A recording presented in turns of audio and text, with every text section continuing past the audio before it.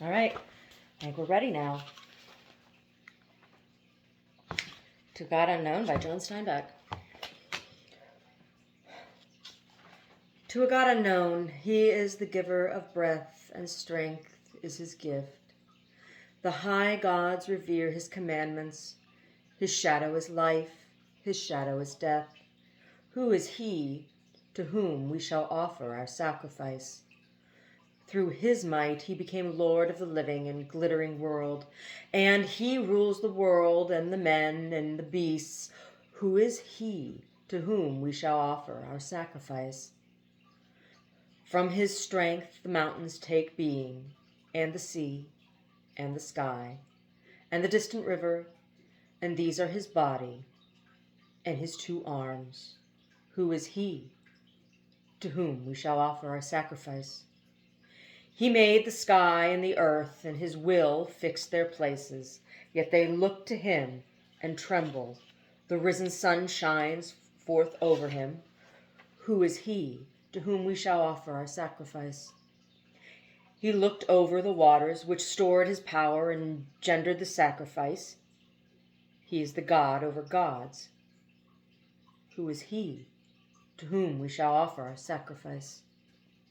He may not hurt us, he who made earth, who made the sky and the shining sea. Who is the God to whom we shall offer sacrifice? Veda. This is the poem from which the title of the book comes. 1. When the crops were under cover on the Wayne farm near Pittsford in Vermont, when the winter wood was cut and the first light snow lay on the ground, Joseph Wayne went to the wing-back chair by the fireplace late one afternoon and stood before his father. These 2 men were alike. Each had a large nose and high, hard cheekbones. Both faces seemed made of some material harder and more durable than flesh, a stony substance that did not easily change. Joseph's beard was black and silky, still thin enough so that the shadowy outline of his chin showed through. The old man's beard was long and white.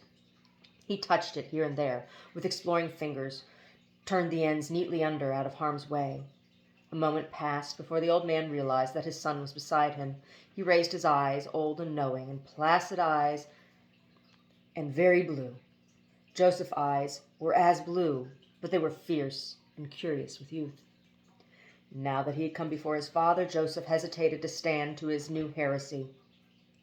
"There won't be enough in the land now, sir," he said humbly. The old man gathered his shawl of shepherd's plaid about his thin, straight shoulders. His voice was gentle, made for the ordering of simple justice. "What do you wish to complain of, Joseph?" "You've heard that Benji has gone courting, sir. Benji will be married when the spring comes, and in the fall there will be a child, and in the next summer another child. And the land doesn't stretch, sir. There won't be enough." The old man dropped his eyes slowly and watched his fingers where they wrestled sluggishly on his lap. "Benjamin hasn't told me yet. Benjamin has never been very dependable." "Are you sure he has gone seriously courting?"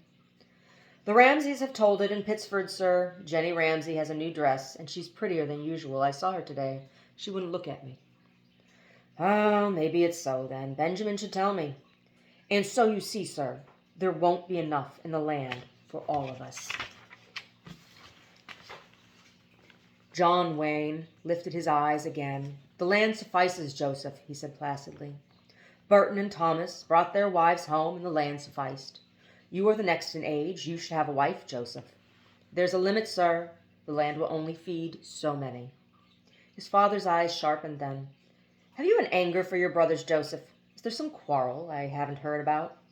"No, sir," Joseph protested. "The farm is too small, and—" He bent his tall body down toward his father. "I have a hunger for land of my own, sir. I have been reading about the West and the good, cheap land there." John Wayne sighed and stroked his beard and turned the ends under. A brooding silence settled between the 2 men while Joseph stood before the patriarch awaiting his decision. "If you could wait a year," the old man said at last. "A year or 2 is nothing when you're 35. If you could wait a year, not more than 2, surely, then I wouldn't mind. You're not the oldest, Joseph, but I've always thought of you as the one to have the blessing." Thomas and Burton are good men, good sons, but I've always intended the blessing for you, so you could take my place. I don't know why. There's something more strong in you than in your brothers, Joseph, more sure and inward. But they're homesteading the western lands, sir. You have only to live a year on the land and build a house and plow a bit, and the land is yours. No one can ever take it away. I know. I've heard of that, but suppose you should go now. I'll have only letters to tell me how you are and what you're doing. In a year, not more than 2, why, I'll go with you. I'm an old man, Joseph. I'll go right along with you, over your head in the air. I'll see the land you pick out and the kind of house you build. I'd be curious about that, you know. There might even be some way I could help you now and then. Suppose you lose a cow. Maybe I could help you find her. Being up in the air like that, I could see things far away. If only you wait a little while, I can do that, Joseph. The land is being taken, Joseph said doggedly. The century is already 3 years gone. If I wait, the good land might all be taken. I've a hunger for the land, sir. And his eyes had grown feverish with the hunger. John Wayne nodded and pulled his shawl close about his shoulders. I see, he mused. It's not just a little restlessness. Maybe I can find you later. And then decisively, come to me, Joseph. Put your hand here. No, here. My father did it this way. A custom so old cannot be wrong. Now leave your hand there. He bowed his white head. May the blessing of God and my blessing rest on this child. May he live in the light of the face. May he love his life. He paused for a moment. Now, Joseph, you may go to the west. You are finished here with me. The winter came soon, with deep snow, and the air was frozen to needles. For a moment, Joseph wandered about the house, reluctant to leave his youth and all the strong material memories of his youth, but the blessing had cut him off. He was a stranger in the house, and he felt that his brothers would be glad when he was gone. He went away before the spring had come, and the grass was green on the hills in California when he arrived. 2. After a time of wandering, Joseph came to the long valley called Nuestra Senora, and there he recorded his homestead. Nuestra Senora, the long valley of Our Lady in central California, was green and gold and yellow and blue when Joseph came into it. The level floor was deep in wild oats and canary mustard flowers. The river San Francisquito flowed noisily in its bouldered bed through a cave made by its little narrow forest. 2 flanks on the coast range held the valley of Nuestra Senora close. On one side, guarding it against the sea, and on the other, against the blasting winds of the great Salinas Valley. At the far southern end, a pass opened in the hills to let out the river, and near this pass lay the church and the little town of Our Lady. The huts of Indians clustered about the mud walls of the church, and although the church was often vacant now, and its saints were worn, and part of its tiled roof lay in a shattered heap on the ground, and although the bells were broken, the Mexican Indians still lived near and about, and held their festivals, danced la jota on the packed earth, and slept in the sun. When his homestead was recorded, Joseph set out for his new home. His eyes glittered with excitement under his broad-brimmed hat, and he sniffed at the valley hungrily. He wore new jeans with a circle of brass buttons around the waist, a blue shirt, and a vest for the sake of the pockets. His high-heeled boots were new, and his spurs shone like silver. An old Mexican was trudging painfully into Our Lady. His face lighted up with pleasure when Joseph drew near. He removed his hat and stepped aside. "Is there a fiesta someplace?" he asked politely. Joseph laughed with delight. "I have 160 acres of land up the valley. I'm going to live on it." The old walker's eyes lighted on the rifle, which, in its scabbard, lay snugly under Joseph's leg. "If you see a deer, senor, and if you kill that deer, remember old Juan." Joseph rode on, but he called back over his shoulder, "When the house is built, I'll make a fiesta. I'll remember you then, old Juan." "My son-in-law plays the guitar, senor." "Then he'll come too, old Juan." Joseph's horse walked quickly along, swishing with its hoofs through the brittle oak leaves. The iron shoes rang against protruding stones. The path went through the long forest that bordered the river. As he rode, Joseph became timid and yet eager, as a young man is who slips out to a rendezvous with a wise and beautiful woman. He was half drugged and overwhelmed by the forest of Our Lady. There was a curious femaleness about the interlacing boughs and twigs, about the long green cavern cut by the river through the trees and the brilliant underbrush. The endless green halls and aisles and alcoves seemed to have meanings as obscure and promising as the symbols of an ancient religion. Joseph shivered and closed his eyes. "Perhaps I'm ill," he said. "When I open my eyes, I may find that all this is delirium and fever." As he rode on and on, the fear came upon him that this land might be the figure of a dream, which would dissolve into a dry and dusty morning. A manzanita branch whipped his hat off and dropped it on the ground, and when Joseph dismounted, he stretched his arms and leaned down to pat the earth with his hand. There was a need in him to shake off the mood that had fallen upon him. He looked up to the treetops where the sun flashed on trembling leaves, where the wind sang huskily. When he mounted his horse again, he knew that he could never lose the feeling for the land. The crying leather of his sandal, the jingle of his spur chains, the rasping of the horse's tongue over the bit roller, sang the high notes over the land's throbbing. Joseph felt that he had been dull and now suddenly was sensitized. He had been asleep and was awakened. Far in the back of his mind lay the feeling that he was being treacherous. The past, his home, and all the events of his childhood were being lost, and he knew he owed them the duty of memory. This land might possess all of him if he were not careful. To combat the land a little, he thought of his father, of the calm and peace, the strength and eternal rightness of his father, and then, in his thought, the difference ended, and he knew that there was no quarrel, for his father and this new land were one. Joseph was frightened then. "He's dead," he whispered to himself. "My father must be dead." The horse had left the river's forest now, to follow a smooth, rounded track that might have been made by a python's body. It was an ancient game trail made by the hooves and pads of lonely, fearful animals that had followed the tracks as though they loved even the ghosts of company. It was a trail of innumerable meanings. Here it swung wide to avoid a large oak, and with one thick overhanging limb where long ago a lion had crouched and made its kill and left its scent to turn the trail aside, here the track went carefully around a smooth rock whereon a rattlesnake habitually sunned its cold blood. The horse kept to the center of the trail and heeded all its warnings. Now the path broke into a broad, grassy meadow, in the center of which a colony of live oaks grew like a green island in a lake of lighter green. As Joseph rode toward the trees, he heard an agonized squealing, and turning the grove's shoulder, he came in sight of a huge boar with curved tusks and yellow eyes and a mane of shaggy red hair. The beast sat on its haunches and tearingly ate the hind quarters of a still squealing little pig. In the distance, a sow and 5 other little pigs bounded away, crying their terror. The boar stopped eating and set its shoulders when Joseph rode into the line of its scent. It snorted and then returned to the dying pig, which still squealed piercingly. Joseph jerked up his horse, his face contracted with anger, and his eyes paled until they were almost white. "Damn you," he cried. "Eat other creatures. Don't eat your own people." He pulled his rifle from its scabbard and aimed between the yellow eyes of the boar, and then the barrel lowered and a firm thumb let down the hammer. Joseph laughed shortly at himself. "I'm taking too great power into my hands," he said. "Why, he's the father of 50 pigs, and he may be the source of 50 more. The boar wheeled and snorted as Joseph rode on by. Now the trail skirted a long side hill, densely protected by underbrush, blackberry, manzanita, and scrub oak so thickly tangled that even the rabbits had to make little tunnels through it. The trail forced its way up the long, narrow ridge and came to a belt of trees, tan oak and live oak and white oak. Among the branches of the trees, a tiny white fragment of mist appeared and delicately floated along just over the treetops. In a moment, another translucent shred joined it, and another.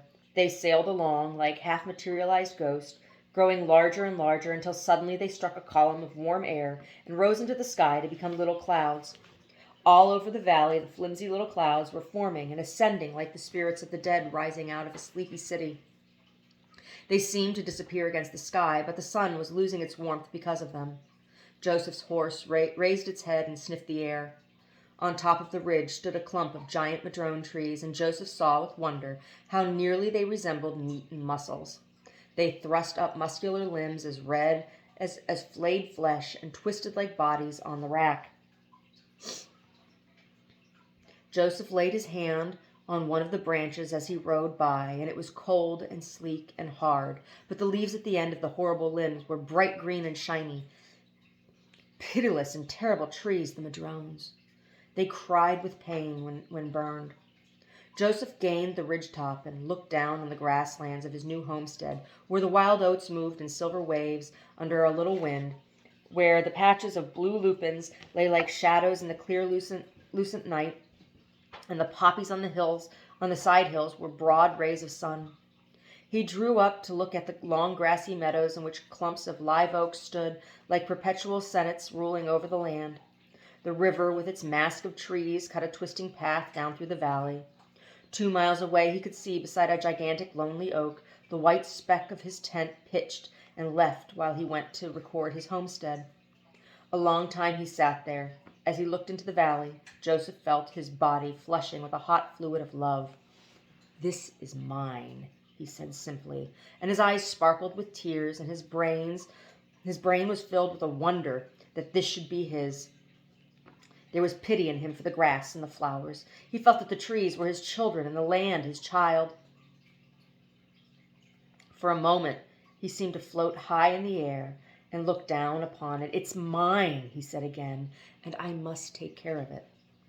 The little clouds were massing in the sky. A legion of them scurried to the east to join the army already forming on the hill line. From over the western mountains, the lean gray ocean clouds came racing in. The wind started up with a gasp and sighed through the branches of the trees. The horse stepped lightly down the path toward the river again, and often it raised its head and sniffed at the fresh, sweet odor of the coming rain. The cavalry of clouds had passed, and a huge black phalanx marched slowly from the sea with a tramp of thunder. Joseph trembled with pleasure in the promised violence. The river seemed to hurry along down its course, to chatter excitedly over the stones as it went. And then the rain started, fat, lazy drops splashing on the leaves. Thunder rolled like Cajuns over the sky. The drops grew smaller and thicker, raked through the air and hissed in the trees. Joseph's clothing was soaked in a minute, and his horse shone with water. In the river, the trout were striking at tumbled insects, and all the tree trunks glistened darkly. The trail left the river again, and as Joseph neared his tent, the clouds rolled backward from the west to the east like a curtain of gray wool, and the late sun sparkled on the washed land, glittering on the grass blades, and shot sparks into the drops that lay in the hearts of wildflowers. Before his tent, Joseph dismounted and unsaddled the horse and rubbed its wet black shoulders with a cloth before he turned the tired beast loose to graze. He stood in the damp grass in front of his tent. The setting sun played on his brown temples, and the evening wind ruffled his beard. The hunger in his eyes became rapaciousness as he looked down the long green valley. His possessiveness became a passion. "It's mine," he chanted. "Down deep, it's mine, right to the center of the world." He stamped his feet into the soft earth. Then the exultance grew to be a sharp pain of desire that ran through his body in a hot river. He flung himself face downward on the grass and pressed his cheek against the wet stems. His fingers gripped the wet grass and tore it out, and gripped again. His thighs beat heavily on the earth. The fury left him, and he was cold and bewildered and frightened at himself. He sat up and wiped the mud from his lip and beard. What was it? He asked himself. What came over me then? Can I have a need that great? He tried to remember exactly what had happened. For a moment, the land had been his wife. "I'll need a wife," he said. "It will be too lonely here without a wife." He was tired. His body ached as though he had lifted a great rock, and the moment of passion had frightened him. Over a little fire before his tent, he cooked his meager supper, and when the night came, he sat on the ground and looked at the cold white stars, and he felt a throbbing in his land. The fire died down to coals, and Joseph heard the coyotes crying in the hills, and he heard the little owls go shrieking by, and all about him he heard the field mice scattering in the grass. After a while, the honey-colored moon arose behind the eastern ridge. Before it was clear of the hills, the golden face looked through the bars of pine trunks. Then, for a moment, a black, sharp pine tree pierced the moon, and it was withdrawn as the moon arose. Stop there. Do 2 chapters at a time. The chapters are short, but they're very poetic and they're very, very dense. Wow.